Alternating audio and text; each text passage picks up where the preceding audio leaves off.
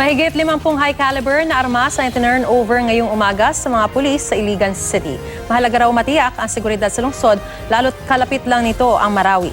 May ulat on the spot si Rida Reyes. Rida?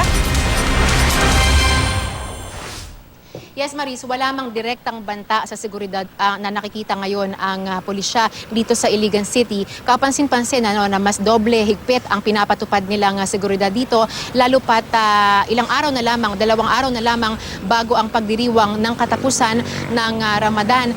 In fact, Maris, kanina ay dahil sa mas pinaigting na seguridad sa Iligan na ilang kilometro lamang ang layo mula rito sa Marawi City, formal na itinurn over ng Police Regional Office 10 sa Iligan City Police ang ilang matataas na kalibre ng armas at ammunition na naunang ipinangako ni PNP Chief Director General Ronald Bato de la Rosa.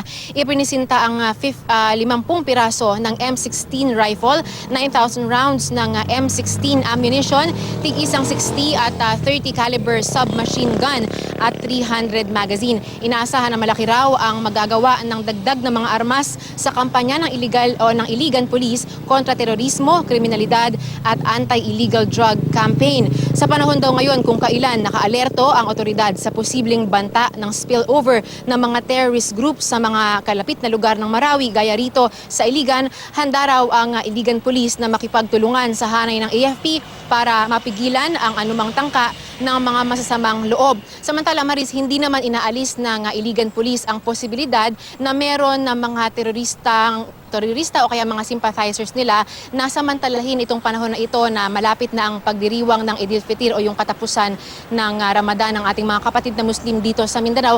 Kaya naman bukod dito sa mga checkpoints na kanilang isineset up dito ay posibleng magdagdag din daw ng mga police personnel dito sa paligid ng Iligan City. At yan muna ang pinaka-latest mula rito sa Iligan City. Maris. Ingat kayo dyan. Maraming salamat, Rida Reyes.